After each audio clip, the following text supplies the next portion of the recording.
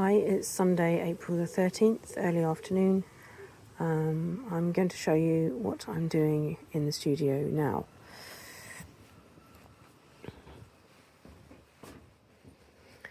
So, over the last few days, one of the things I made was these little baskets.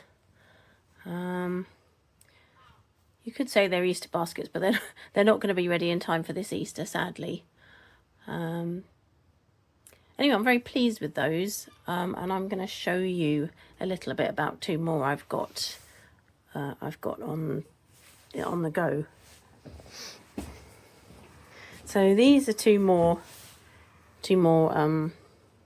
bodies for the baskets, and I've literally just cut them off the bat, and this is called a bat, BATT, that they were thrown on. You can see the little circle of clay left behind by one of those bottoms.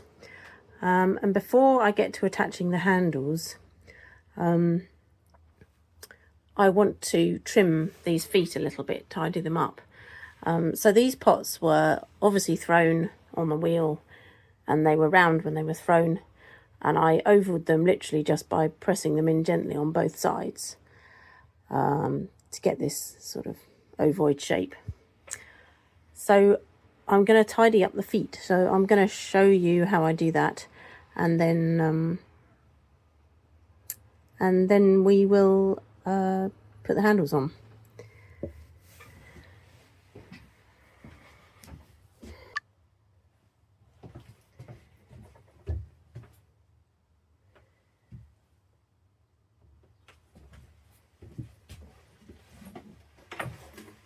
Okay, I'm hoping you can see me.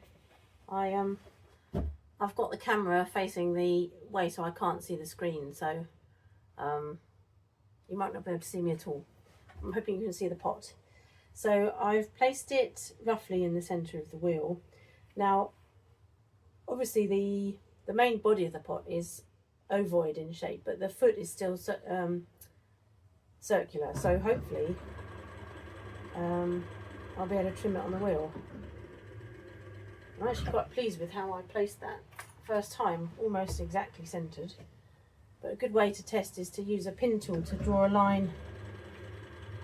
If you hold the tool still, you can see where your pot's centred are. I'm pretty happy with that. Yeah, that's good enough.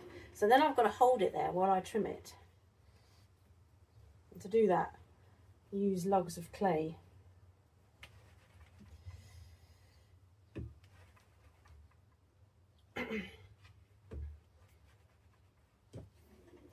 I've learnt from long and bitter experience that it's incredibly easy to move the pot while you're putting the lugs of clay down. So I always get the two opposite ones in position before I start to press the piece, and I never lose pressure on the lid. As you can see, I transferred one hand before I release the other. So hopefully that hasn't moved. One each side. I'm going to put one each along the long side as well.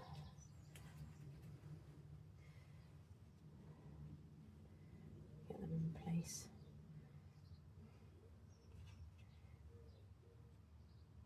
Okay.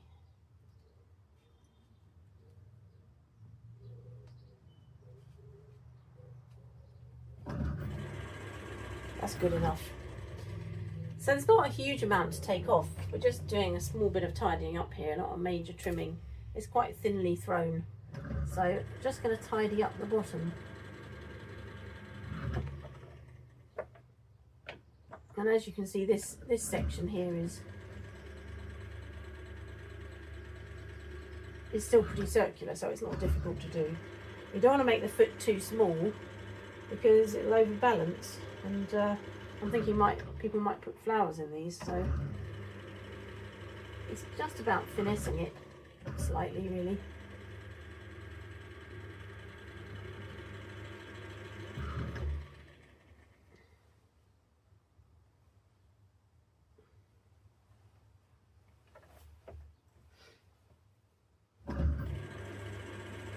See how my fingers are placed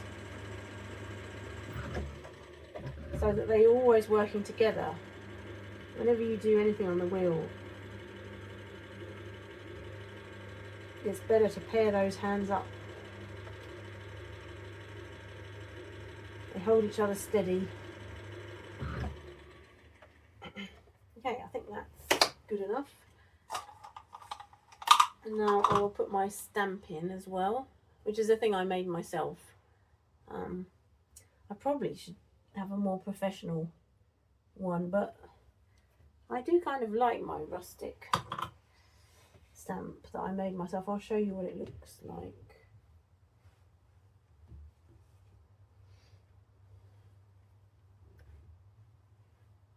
So there's an M inside a G, Melissa Graham. Fairly distinctive. Right, so you see the pot now. It's just got a tidy foot on it now. Let's do the other one. Just do a bit of a before and after.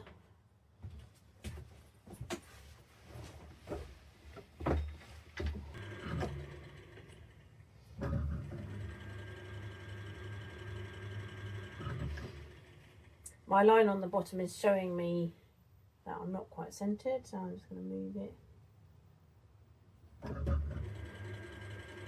It's good.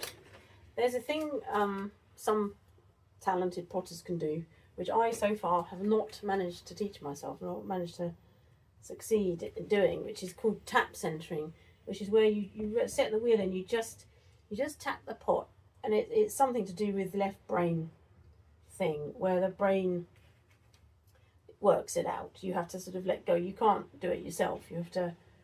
It has to become completely subconscious, instinctive, because it's happening much farther than the conscious mind can react. It's a bit like catching a ball or something, I suppose. I should try and do it every day for 10 minutes until the brain just works it out. That's how I learnt to do a thing called spiral wedging, which is also very difficult.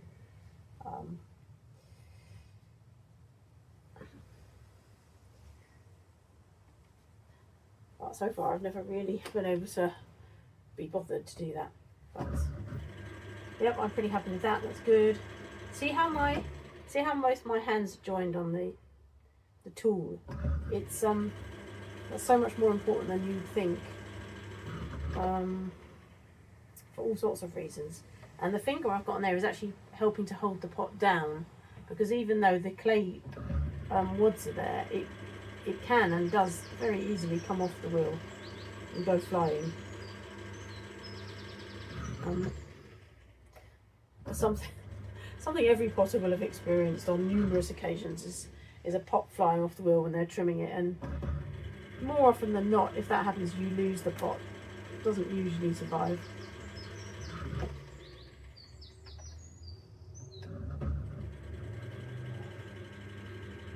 It like flies off and crushes itself up against the bucket.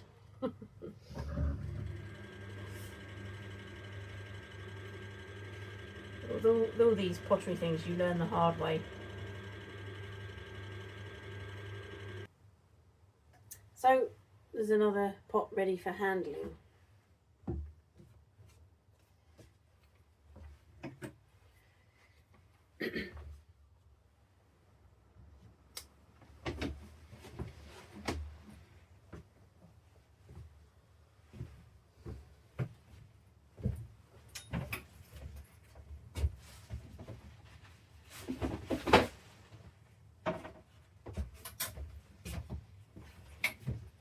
So I've got some handle pieces I made a couple of days ago, and these two pieces here are destined for these two pots.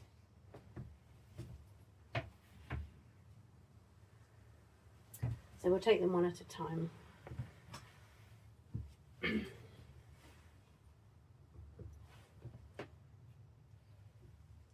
So I'm going to attach it something like that. Let's just try the other handle out. And it's a little bit smaller. This is a slightly bigger pot, so I'm going to use the slightly bigger handle. So I'm just going to mark. I don't measure this or anything, I just do what feels right and hope for the best. So then I'm going to scratch this area up. It's called scoring. It's like a key. It just roughens the area up, gives the other part of clay something to grab onto. Just going to add a little bit of moisture, which sort of runs into those tiny grooves I've made.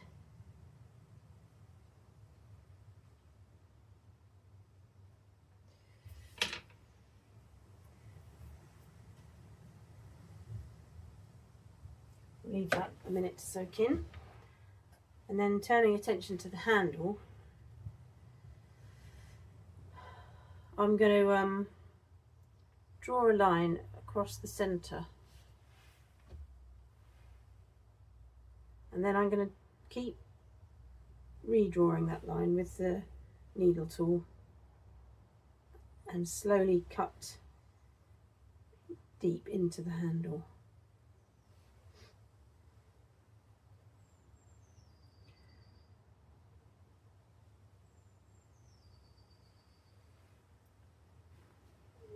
That's about right. Do the other side the same.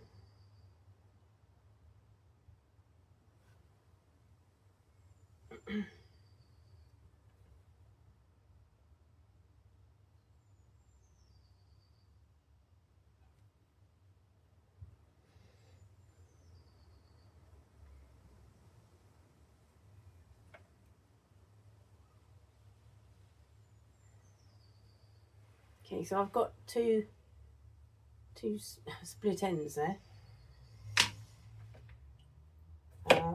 I'm just gonna score up the inside of those parts a little bit.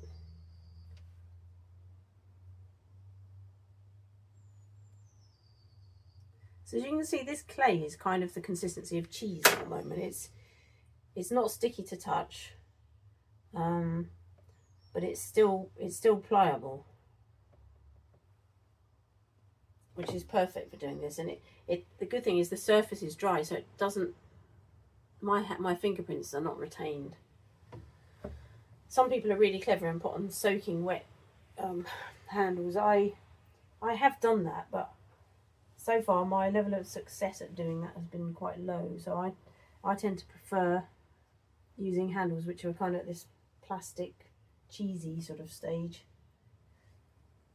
This is just like some squidgy clay, so it's just like tiny little pieces of clay which I've mixed up with water to make a sort of glue, a gooey glue, clay glue. It's called slip.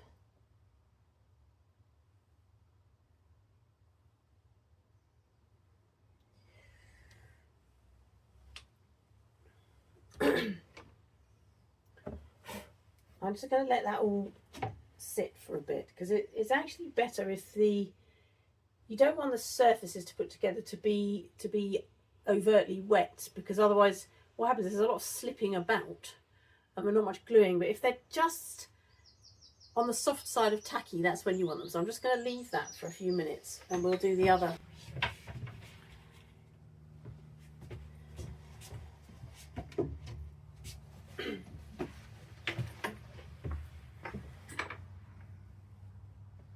So with this, you just have to be brave.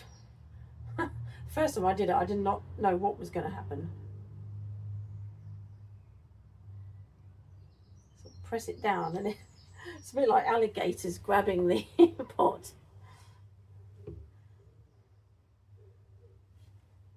Check, it's not quite centered. Okay,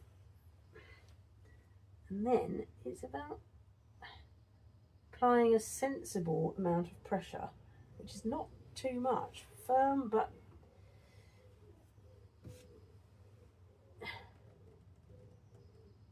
gently firm, I would say. And it's quite good when the slip squeezes out the sides, because that means it's going to be filling the cavity, which makes a really strong join. So you can see how it's kind of squished out the side. With a gap on this side, which isn't great, but I'm trying to put some of that.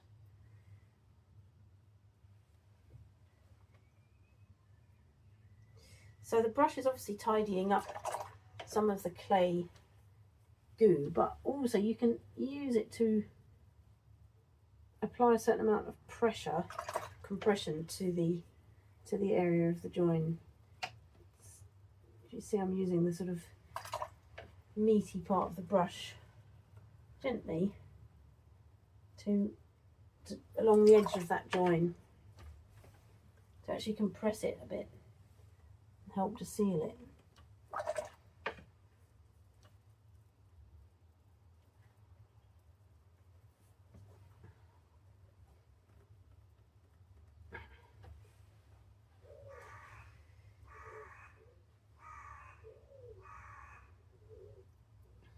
Have a look and see what's going on inside.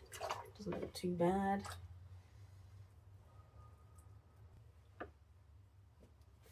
These are all like old lolly sticks and things, and these round ones are so good.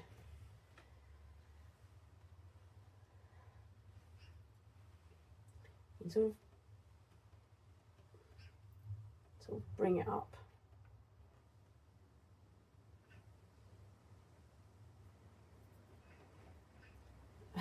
There's a thing I heard a really wonderful potter say, which is when you touch clay in this state, you've got to have like your touch should be like the lick of a kitten lick.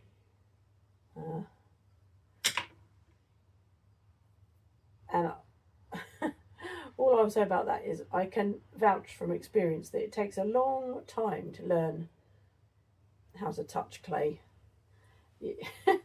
When I first started, I was forever like gently approaching it, and then before you know it, my fingers had stuck into it and there was a huge crease or finger mark or gouge. It certainly teaches you a certain amount of caution in the way you move your hands.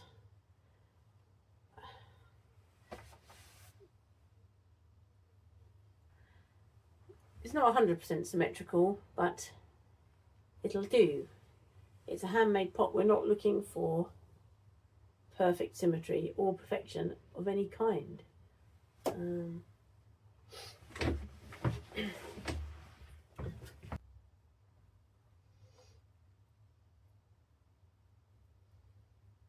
Putting on handles is a dicey business. And when you first start, it's so depressing. You've finally thrown a decent pot, one that doesn't make you cringe to look at. And then you think, right, I'll put a handle on this mug. And then you're in a new world of new pain. And I've got a really good example of that. I can show you.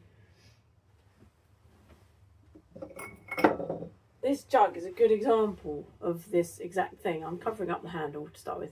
It's quite a decent form. When I threw that, I was overjoyed. It was like probably only been thrown for about 18 months, and I was really pleased that I got something that height, that shape. I was quite pleased with the spout of the jug and everything. And then I came to handle it. Look at that. Dog's dinner I made of that handle.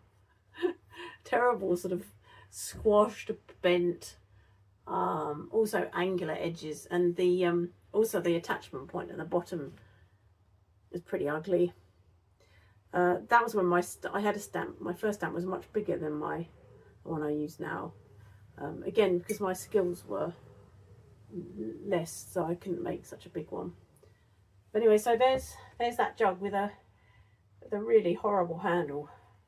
I mean, it actually to use is okay, and so it's a functional pot. And sometimes I have it on the kitchen table, and it pours really well. But yeah, the number of pots you ruin at first by putting handles on them. Some people, it puts them right off, and they swear they'll never handle anything ever again, and they make lots of little jugs that you can hold in one hand and don't need a handle, and they make sort of beakers, things like that. Believe me, I'm not doing these people down.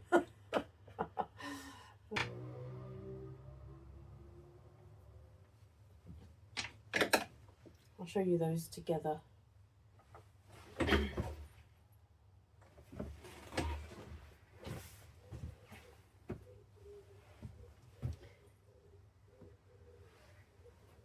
Exactly what people will use these for.